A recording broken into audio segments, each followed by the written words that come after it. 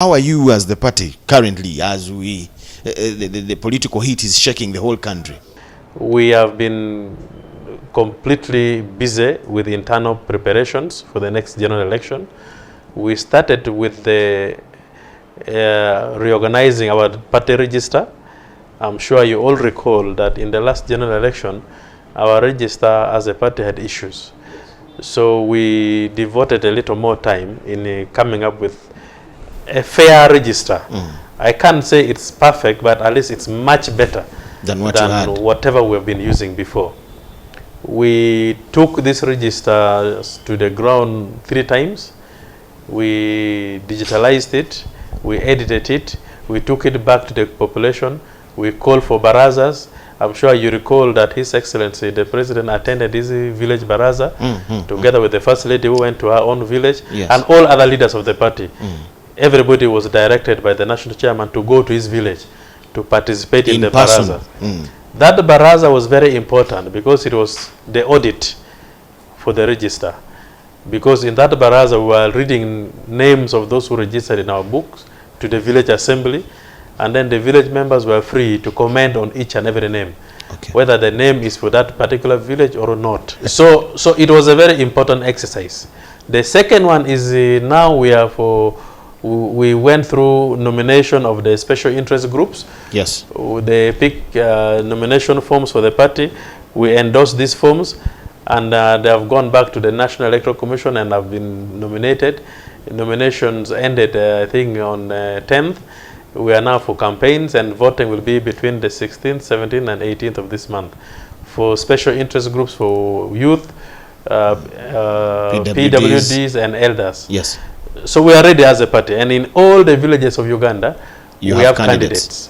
And many of these candidates have already gone unopposed from the preliminary reports I'm getting in many areas of Uganda. So the party is very much unopposed at the party level, internally or nationally? Internally, they were elected by their peers. These are flag bearers. Flag bearers, yeah, exactly. So these flag bearers were nominated by the National Electoral Commission in many areas unopposed. No another party came to contest with our flag bearers. We also saw the elections of the structure elections of the party. How did that go, in your view, as the main administrator of the party? The registration process went on so well because we registered 20 million Ugandans. I'm talking about now the election. I'm coming to that. Okay. Because the election comes after the members have been registered. That is true. So with the 20 million members, we removed those under 18 and those who could have passed on and all that. We remain with about 18.5 million voters. These are 18 years and above. And with that, we went now for the structure elections of the party. And these structure elections were heavily contested and competitive. That for every position, there were candidates running for against each other. Right from chairpersons of the village, executive members of the village, all our leagues were very competitive up to the district level. We have about 4 districts that we did not conclude because of how tense and competitive these elections were. This is Sembabule. There is a lot of tension in Sembabule, and leaders of Sembabule are coming to Kampala tomorrow for a mediation meeting. We have not concluded with Arua City because Arua City, there is tension in the divisions of the city, and then the community of Aivu, they are asking that we either give them more divisions or we give them a district status. There is already a divided opinion about that, so we cannot conclude the election at the top. We elected from the bottom up to the sub-counties. We have not concluded with the Lango in Lira district and Amolata district because of also the tension that is there among the leaders on the ground. But other places we have concluded and all the leaders have been elected, and we are happy that the elections went on very peacefully. The register, in the areas where you say you still have issues to sort out, talk of Sembabule, Lira, and some other places, a few of them, some of the complaints that leaders have are to do with the register. Some people say he has a copy, he has put his people, I've also heard of stories in Gomba and some other areas. They have added people, they brought names we don't know. How again did that come up? One thing we can assure members is that the register we have is not inflated by any way. Those that they claim they have that have been inflated are not from us. Yes, one or two could have either photocopied the original register that we took to the villages and could have added illegal names on the photocopy that he or she might have. He's moving around with. And secondly, some of our registers could have been compromised by candidates at all levels.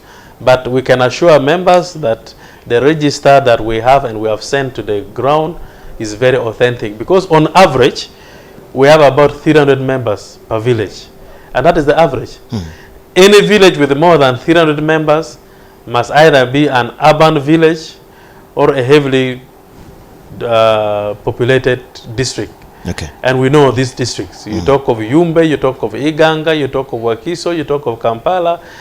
We know the districts that are heavily populated. So by just sampling, you can know that if, for example, my district and my village, which is called Tangi village in Porango Town Council, Noya district, if the register of Tangi village has 1,000 members, for example, yes, then there will be a question mark, because I know the members of my village are not even 500.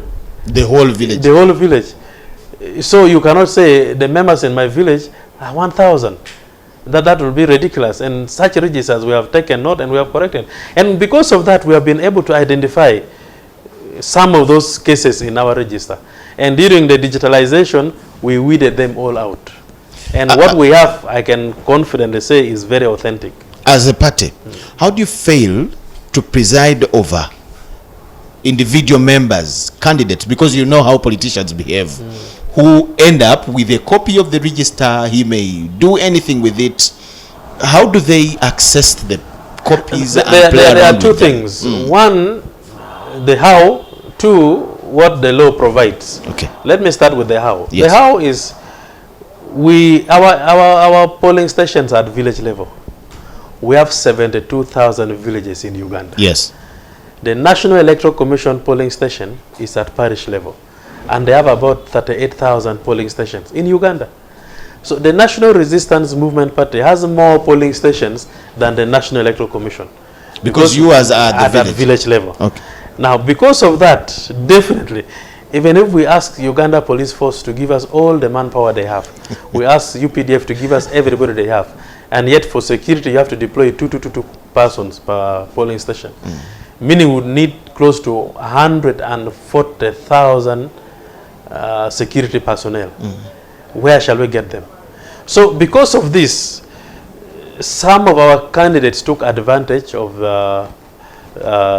the wider coverage we make, where there's a little supervision, and they could have manipulated our process. Being the politicians that they are. But this has not been too common, because the voters are also very much alert of their rights and the way this voting, because in the guidelines we sent, it was very clear that one, there will be no voting in anybody's home. It should be in a public gazetted area, either a football field, a school, or an open space in a village. And the voting should start between 10 and 2 in the afternoon. With the lining up, you don't open the whole day for lining up, because that was what caused us problems in the past. That we opened from 8 to 5, anytime you are free to go and line up in a particular village. So you can just agree with the registrar of the village, and you say, this village, let us line up at 8, the other village at 10. So you sequence the whole village, the whole constituency, and you keep moving your crowd from one village to another to keep lining up, That happened in the past. But because we limited the time for lining up, everybody must be in his village between 10 to 2. Yes. You don't have time to run to another village to cause chaos. What is the issue in Zimbabwe? Because personally, I covered 2020 primaries, and it had to call for heavy deployment of UPDF, the police, field force unit, not even these police officers of ours that run around with thieves, but field force. What could be the issue in Zimbabwe, especially within the NRM camp? I think it's about personality differences. You find people who cannot work with each other well, and that is what is bringing problems. And you see camps, it's about camps. Which camp do you belong to? Whose camp do you belong to? And these camps seem not to agree with each other. And because of that, they polarize the whole district and it causes chaos. And that is what has been happening. We send our registers to the ground, but we realize one person collected all the registers and kept them in his home, which caused problem to the rest of the...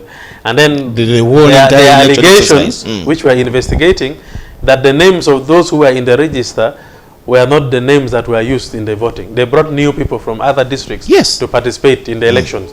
So that because of that, we suspended any activity in the place.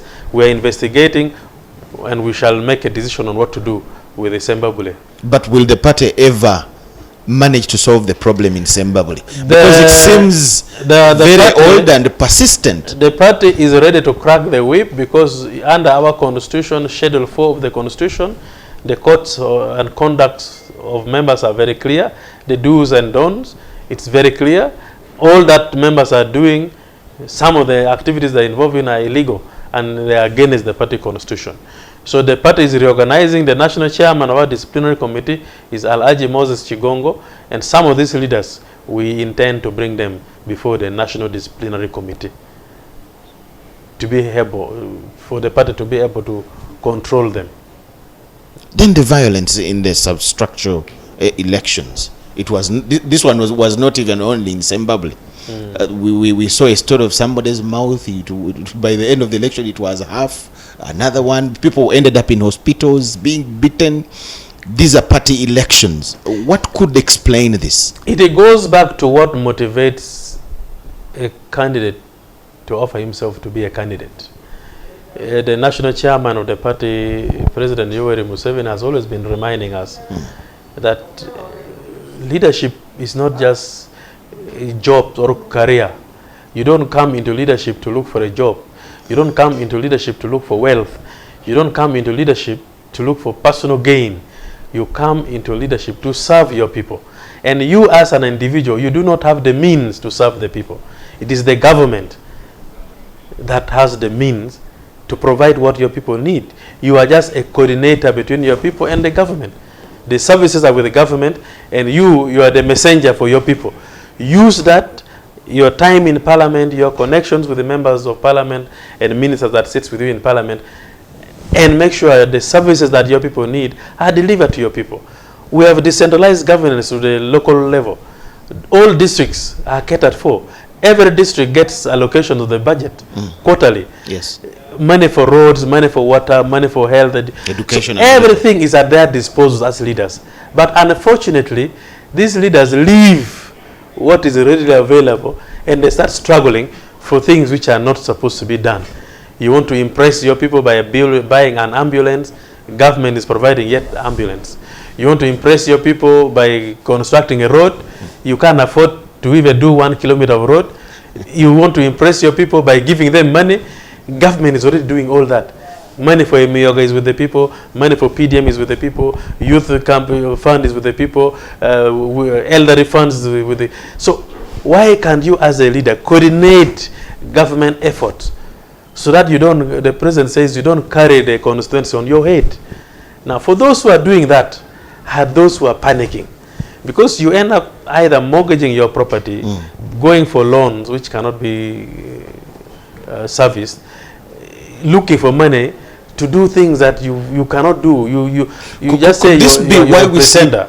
Could this be why we see leaders having groups of youth that fight at these elections and cause mayhem? That is true, because you see, these young people, all of them, their problems are the same. Actually, it's laughable to go to a village or a constituency where you find gangs and groups of young people have been mobilized by leaders to fight one another. These youth that are fighting one another have the same common problems. That is true. They are all poor. Yes. They are in the same village. They have no services. But leaders are fighting for position of leadership, not minding of the services they should provide to these people.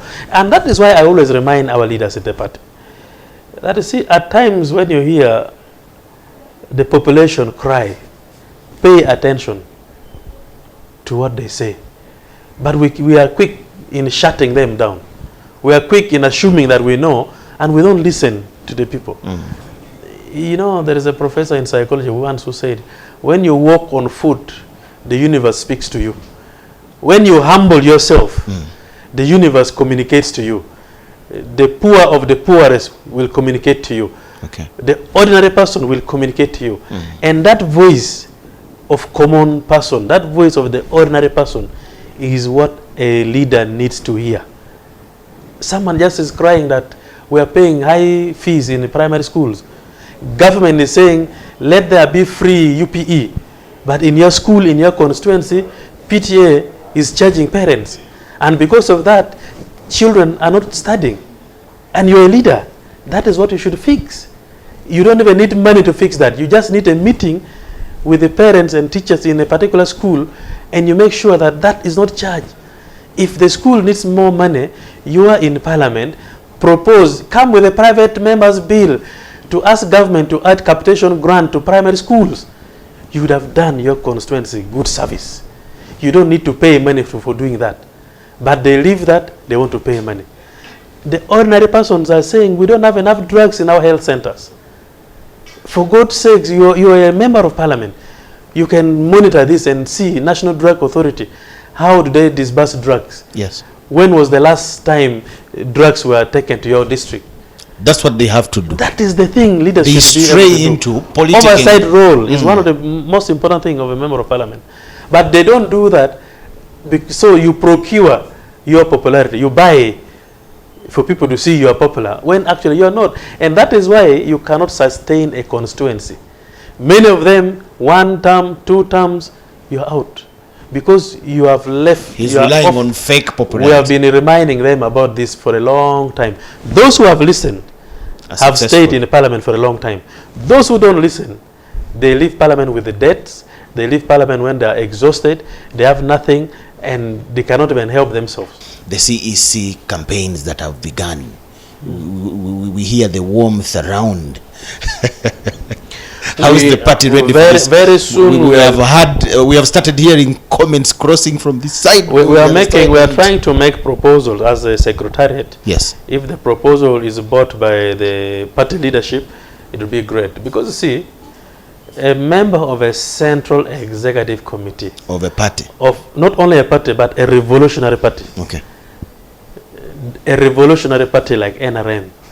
For your information, most African revolutionary parties are collapsing. You talk of ANC, you talk of ZANU-PF, you talk of Frelimo, you talk Chama of... Mapinduzi. They are cracks. But all of them see NRM as the most solid party. I interact with them. All their secretary generals are my colleagues. We interact. And they admire NRM.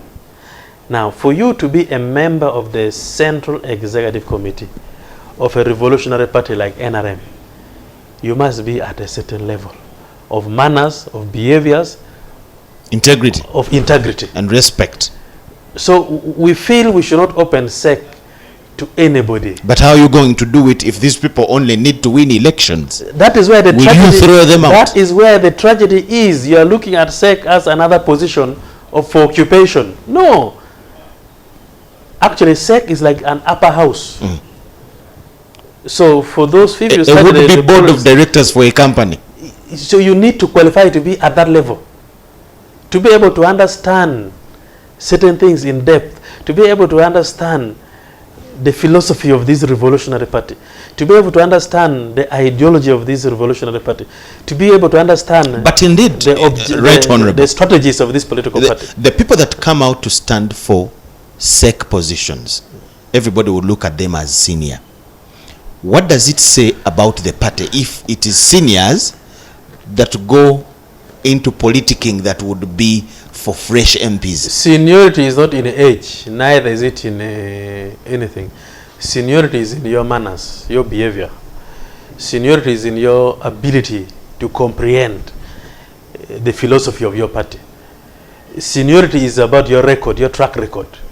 That's what we are saying. But what does it say about the party? Now, if these are the old people that we see. This is a party that was not founded on the streets like other parties. This is a party where people died for, blood was shed for. It rescued a country which was completely ruined.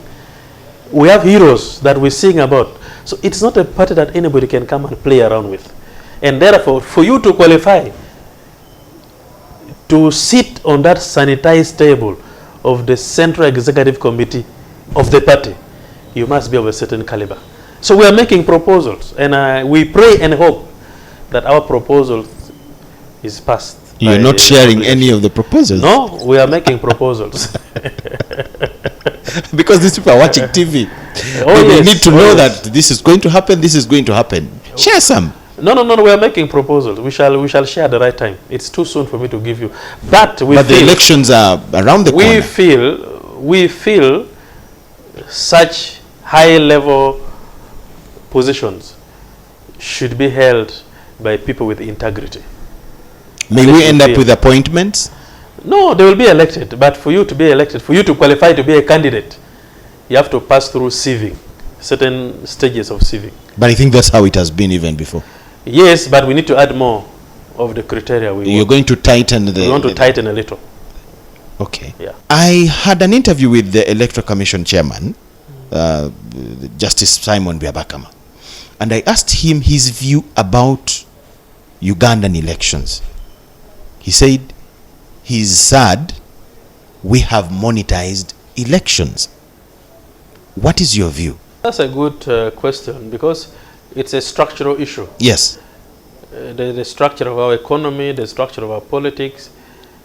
We have 46 million Ugandans, and of the 46 million Ugandans, the public service jobs are less than 600,000. So meaning only a small portion of the population are employed by government.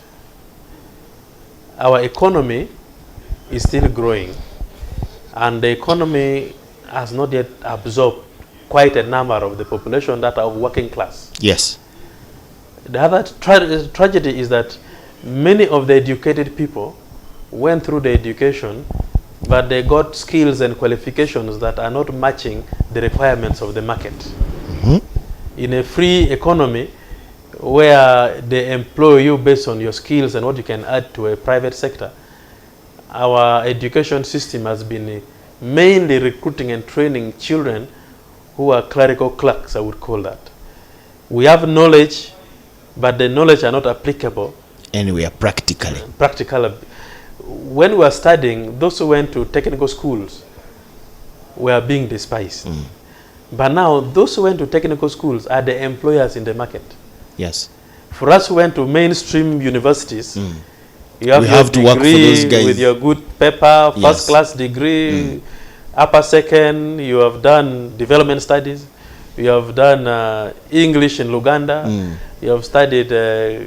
so, the courses we study and the degrees we get, if you go with these papers to an employer in an industry, you don't qualify. Because that employer would need a machine operator, would need somebody who can package his product. ICT technician. We need the ICT technician. So the knowledge we have, very few employers are benefiting from Need this. it. And that is why I once again applaud President Yoweri Kaguta Museveni for initiating these training centers to equip our young people with the skills and knowledge that the market requires. And also, the Minister of Education is changing the education curriculum to be able for us to teach children practical skills, that once you're out of the university as a graduate, you're not even supposed to be looking for a job from anybody. You should create your own job. Education should help you become critical in thinking and job creation. So these are things that we are focusing at. Now, because of the bulk of the problem, and by the way, this is not only in Uganda, it affects all sub-Saharan African countries. You go to Nairobi, Kenya, the same problem is in Nairobi. You go to Dar es Salaam, the same problem is in Dar es Salaam. You go to whichever country you go to. We have so many people, very educated, they can only seek employment in politics. And that is why I am saying NUP should stop exciting young people wrongly. Because they are exciting young people wrongly without providing solutions. The structure of our economy, the structure of our governance, the structure of our continent is that we have inherited economic and political institutions that have held us for a long time as conduit to the colonial administration. But we cannot keep lamenting on that. What we are now doing is we are fighting ourselves out of that legacy of colonization that we were left with. Yes. Now we are trying to create an independent, fully stable economy which is self-reliant as per our policy directives. Now, that would require that an education system which responds to the needs of our people. That requires that we need to have an intellectual class that understands the journey that we have traveled, the state of the development we have reached, the GDP, the investment level, and the kind of investment we need. And that is why in the past, if you may recall, the president was very, very emphatic to say, let us increase the salaries of science teachers. Because science and technology drives the economy. If you look at the social systems, how America, how Europe, all that developed, you look at the social stages of development, from the slave trade period, the primitive stage, pre-capitalist system, the capitalist system, all that from one stage to another, the primer for development was education and science and technology that pushed society from one stage to another. Because of that, educated people like you and me, we run for low-hanging fruits. Yes. What are these low-hanging fruits? For me to be a member of parliament, the only qualification I need is senior 6. Yes. But I now have a degree. That means I'm overqualified, so I can go and try my luck there. The second thing I need is just to speak well. Confuse a few people, and let me be voted. I have to impress more than my... So I impress voters based on how much money I can give them. Again, someone would say it is an indicator of a failed system, because what I'm giving the voters, the government should be able to provide. But we are not a social state. We are a democracy that works in partnership with administrators at all levels. Okay. The government of NRM has decentralized governance that is giving opportunities to everybody at all levels. Leaders are supposed to follow this to make sure that they are done in their area. A few weeks ago, Parliament passed 2 bills. One of them was the Political Party Amendments Bill, where if you're no longer, if you don't participate in IPOD activities, this money you political parties have been enjoying from the Electoral Commission will be withheld. A number of political parties are saying, let them keep their money. We shall not go to IPOD unless A, B, C, D. At least I've heard the NUP, for example, and PFF, the new party. They say they must first of all accept to talk about our people that they torture, they incarcerate illegally and put into cells illegally, things like that. Then we sit on the table. They should accept to talk. They are listing a number of things that the IPOD ignores to talk about. Will you sit in the IPOD alone as the NRM? Are you ready to be there? Because as far as I know, you sit on a forum of Secretary Generals in the IPOD. These guys, as if they are taking vows, if it means not taking this money, we are ready. Not really. Actually, at the moment, I'm the chair of IPOD Council. Yes. I chair the meeting of all Secretary Generals. And our thinking is not the way you're thinking. Okay. Our thinking is different. IPOD, yes, we know IPOD is to help handle those issues that other comrades are complaining about. Yes. And for your information, in the they past, say you have not paid attention to these issues. In the last general election, when members of NUP were arrested in Kalangala, it was out of IPOD summit that leaders of UPC and DP pleaded on behalf of NUP, because NUP boycotted that meeting. They were not members of IPOD. It was Honorable Nobad Mao and Honorable Jim Akena who spoke on behalf of NUP that members of NUP were arrested should be released for those who don't have issues to explain. And they were released. It was out of IPOD summit. Now, if they're saying IPOD is not beneficial to them, that is one key example they should know. 2, about the money, NUP earns more money than all other political parties under IPOD. In the opposition. In the opposition. Yes. Now, they are saying, yes, be responsible enough. NUP, you are talking about Uganda. DP, you are talking about Uganda. UPC, you are talking about Uganda. NRM, you are talking about Uganda. PPP, you are talking about Uganda. JEMA, you are talking about Uganda. FDC, you are talking about. Uganda is the common denominator for all of us. Yes. Why can't we sit together and talk about this Uganda we claim we love?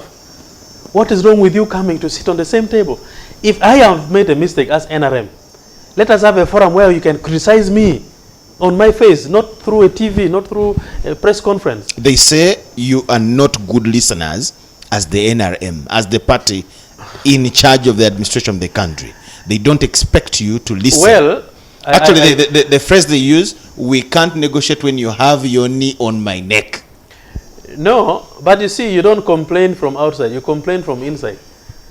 You complain officially. For example, whatever is admissible in court must be presented before the court.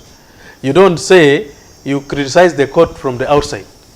You need to go and register officially and you put your complaint. If you have issues with IPOD, come and present it before the IPOD members. You say, yes, thank you for inviting us, but because of ABCD, we are disagreeing with you.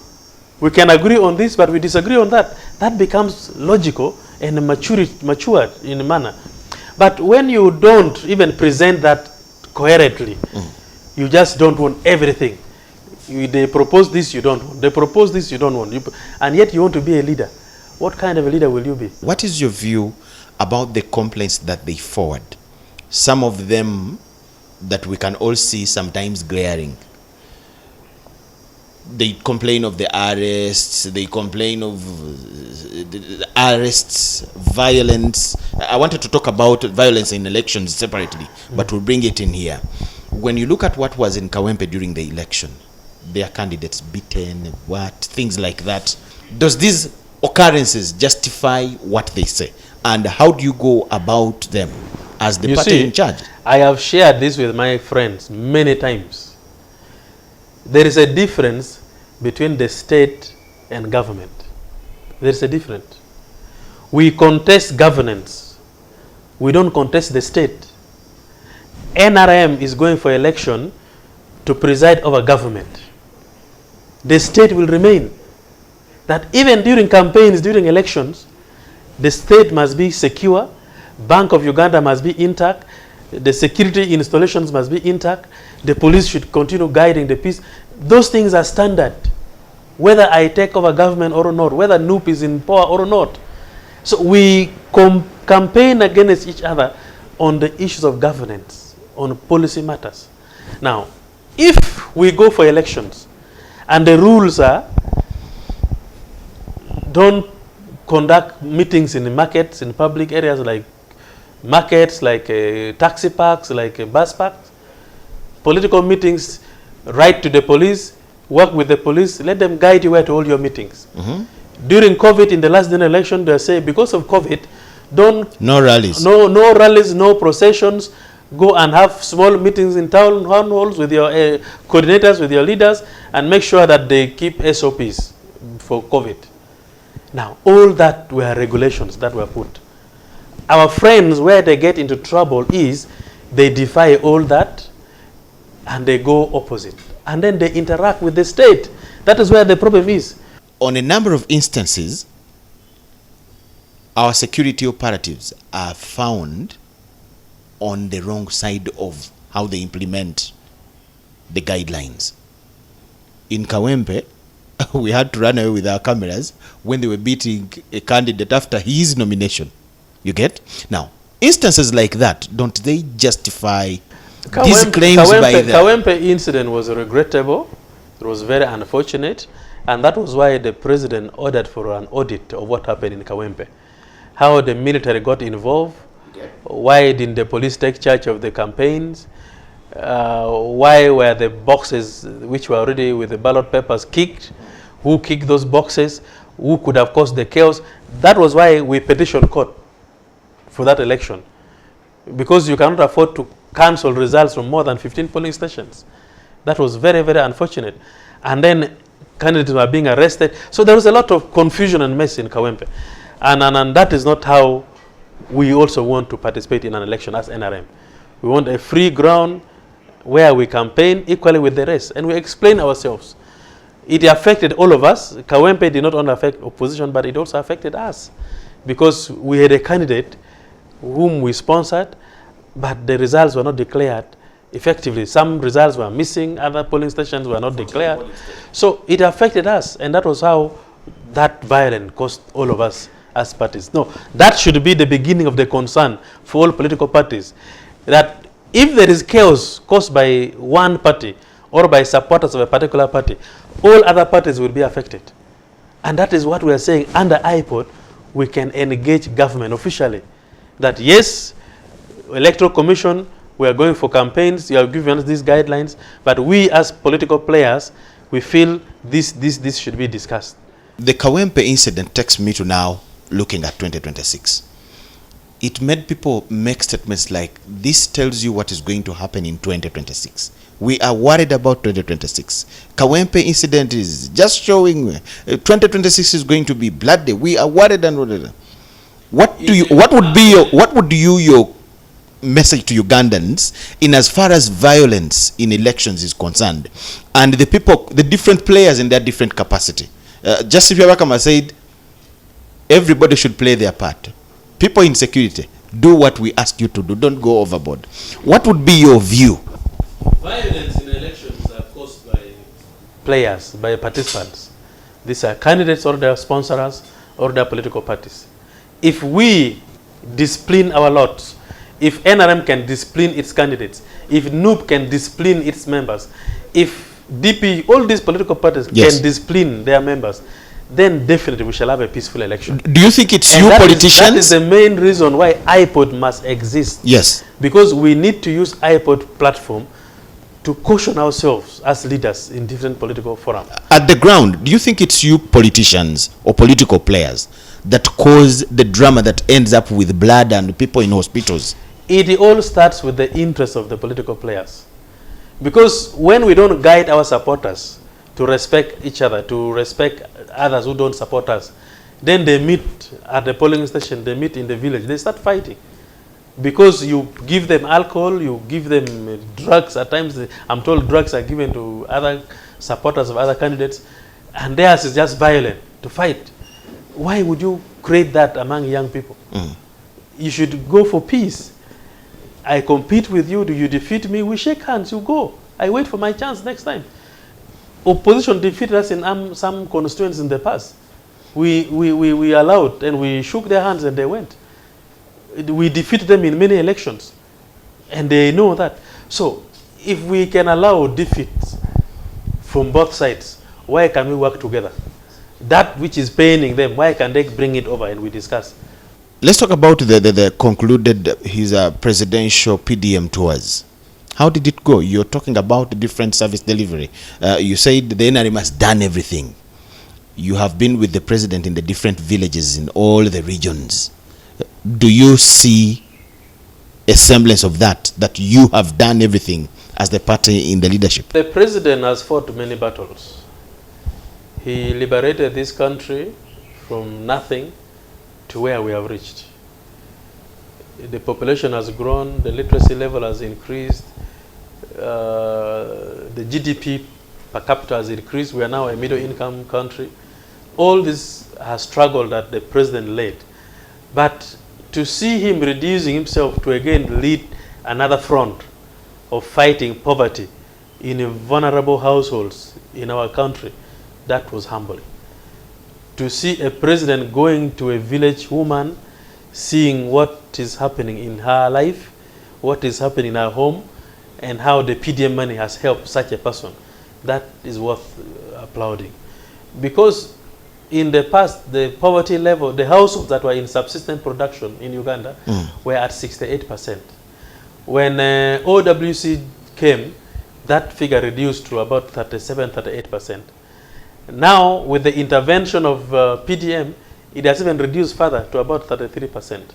Our target is to make sure that every home state in this country is out of subsistence production, that you can produce for the market and you have food security and you are living a peaceful life. That is our mission as a party. And when you see the president going out himself to physically check, it shows you the commitment of a revolutionary leader. This is a revolutionary method of work. And therefore, we thank him for coming out and checking physically what this money has done to the people. In some of the areas, the meetings were very interesting. Because just like his style, which is very interesting, the president would come out and say, yes, we have sent this amount of money to your district for PDM. How many of you received this money? By show of hands in this meeting. Then you see people putting up their hands. Then say, okay, each of you is supposed to receive 1 million shillings. How much did you receive? So it gets down to the accountability of the money, which is what the people love so much. And then it puts the real leaders who are at the grassroots to explain where part of the money has gone and what could have happened with the rest of the money. And it's also helping to check misuse of government facilities and government resources. So easy meetings have been very, very successful. He's going to conclude with a few areas in Buganda, which he has not covered.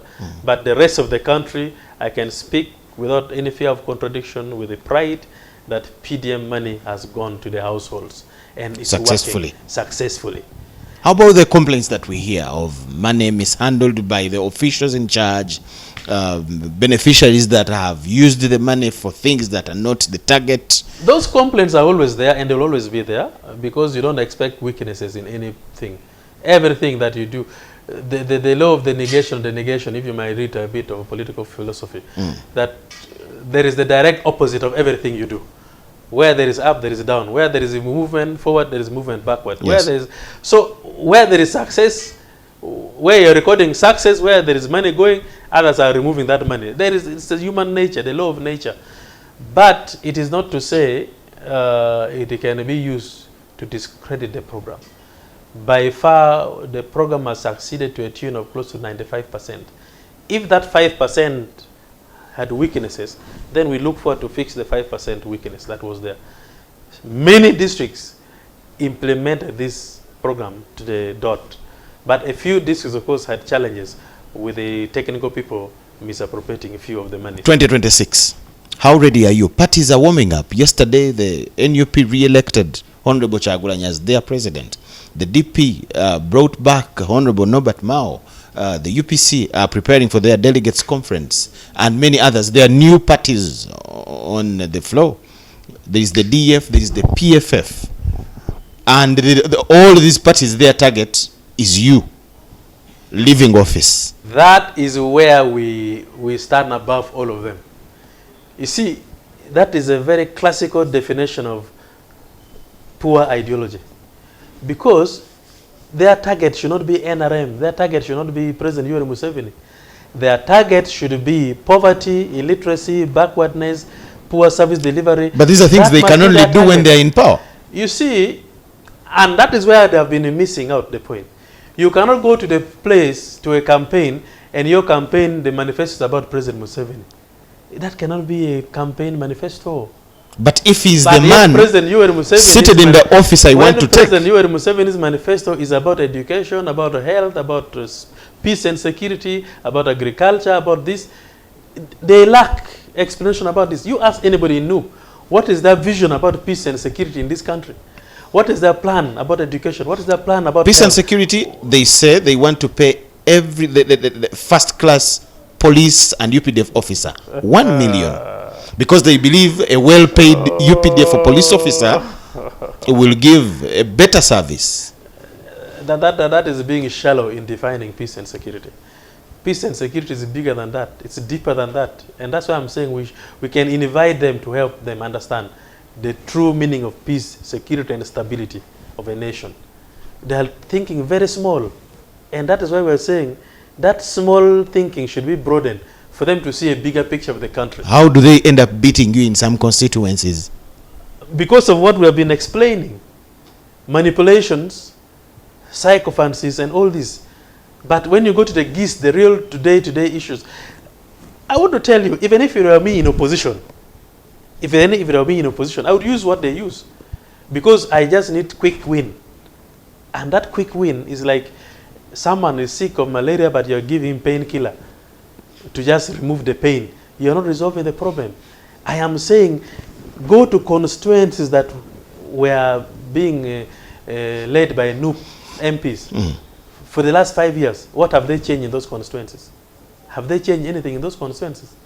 They campaign that Museveni is bad, they should be elected so that they come and remove President Museveni. Has Museveni gone? What is the state of their constituency. It is a process. And They're he's still coming. Museveni is still coming back. They should get used to that. It is a process. They're still on. The issue is, let them refocus their energies into real, tangible things than things which do not matter. In our manifesto, we don't speak about any political party. We speak about the real issues of Ugandans. How I wish they can come to terms with that. Our schools that we are proud of, the UPE programs, is educating children from everybody, whether in a UPC, FDC, NOOP, those children are studying. That is what we pride in. The roads we build that they used to drive on and go and abuse us on the radios that we have liberalized and licenses, all those are success of NRM. But we clap our hands and say, yes, it's working. We wanted you to do that. When you criticize us, we improve. When you don't criticize us, we don't improve. So you are doing well. When there is peace and security, Chagolanya can afford to sleep in a car by the roadside and wait for the morning, then he continued with his journey. In the past, that they don't want to know, would you do that and in any government in Uganda? That you are an opponent of a government, you sleep by the roadside in your car, you wake up in the morning, you slap a police and you continue driving. Oh. You said you have 18 million supporters. Actually, you said after removing voters. Yes. After removing those below 18. The Electoral Commission says it has 20. After the update, they could be going to 23, 24 exactly. million. Yeah. So, isn't that so does the NRM have 90% of the voters in Uganda as their supporters? We should even have more. Because we started as a movement system. Everybody was in a movement. You remember that? Isn't this... We open up, hold on, I need to explain that because many people think we are just a small fraction of the population. And many have ended up doubting your register basing on that. They should not doubt because we have tested it. If it was wrong in our internal structure election, that would have come out. Actually, we are even saying, we are questioning that most likely Ugandans are more than 46 million. Because if you look at,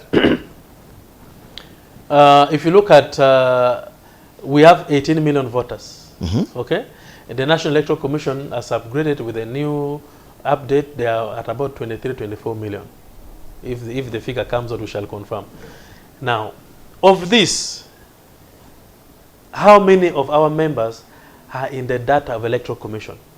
You should also know that not every registered member of a party, NRM, has National Voter Register. Is in the National Voter Register. So we are now working to make sure that all our members are convinced to go and register with the Electoral Commission. Are registered with the National Electoral Commission. One of the things we discovered is that some of our members were not registered in the National Electoral Commission. How sure are you you don't have members that have registered with PFF, PDP, NUP, and now with NRM? There are also those such types. They have registered in all political parties. So, but for us, we take. Aren't you proud of people that are not reliable? No. What happened is that's why we did a lot of auditing of our register. We have screened our members. We have taken these books back to the villages once, twice, 3 times. We have done barazas in the villages and have audited the registers name by name, and members have confirmed that so and so is in our village. We know this, we know so and so, we know so and so.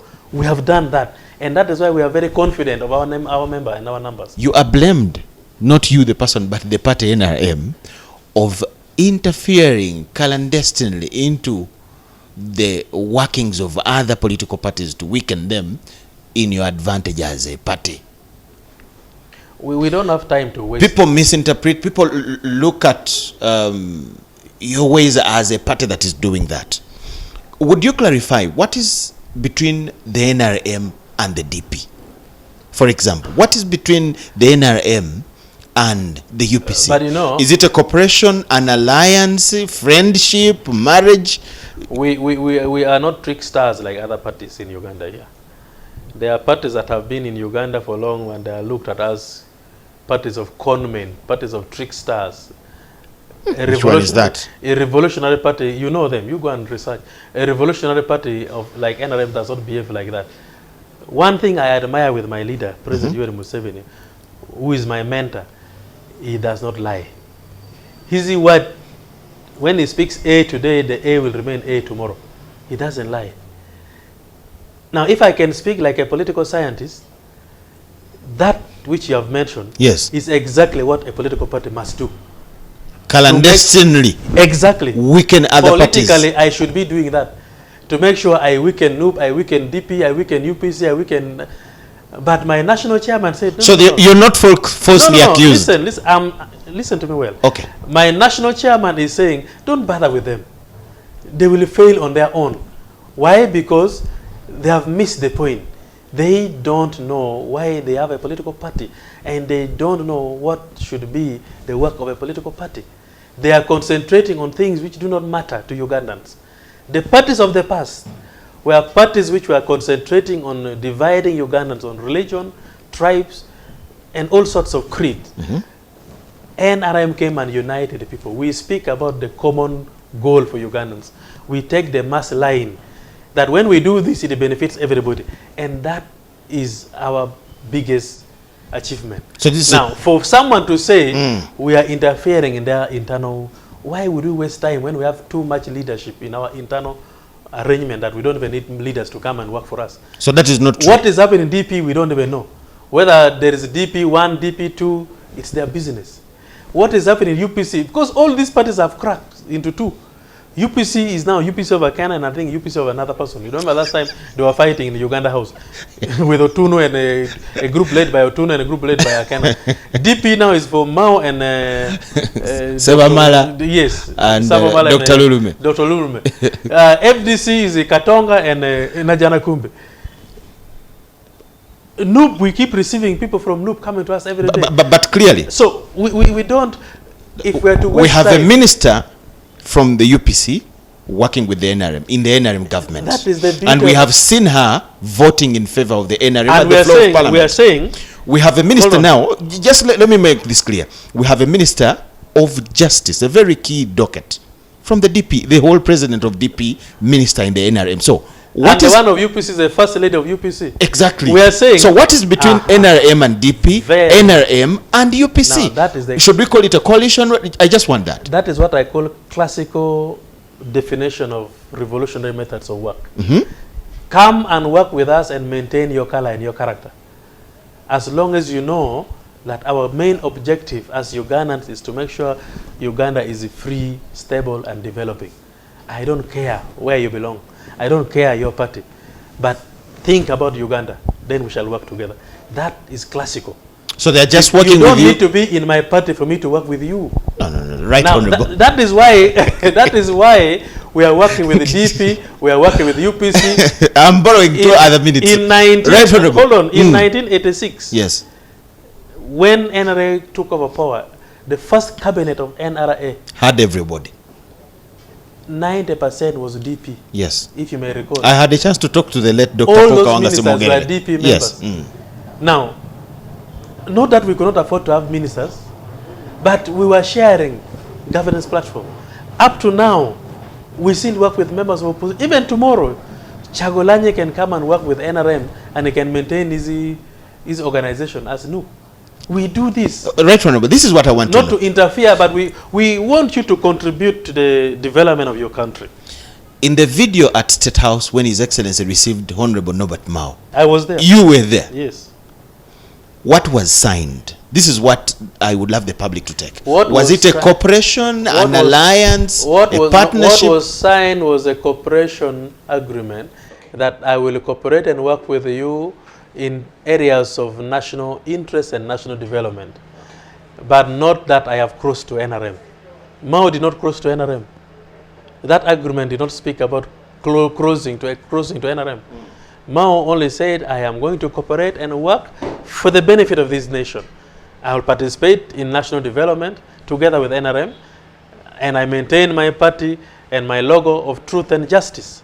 It's there in the agreement. We all sign and witness. And my chairman said, as long as you agree that we work together for the country, no problem. That is good enough.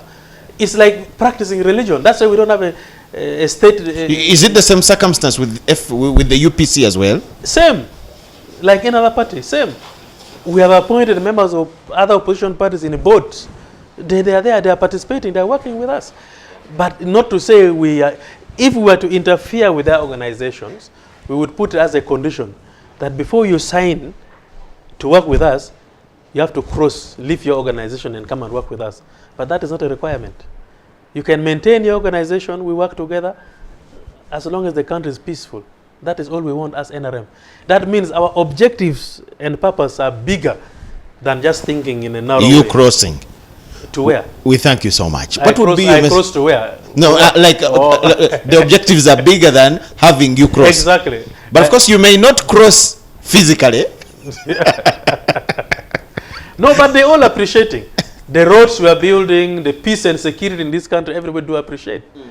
Even those in opposition say, but at least NRM has tried. There is total peace in this country. That you can drive from one corner of Uganda to another, even at night, nobody disturbs you on the road. What do you think about this irony now? The military the is UPC extremely disciplined. In the past, in the past, it was even risky to exchange with a soldier. But now people are busy exchanging with the soldiers. Yes.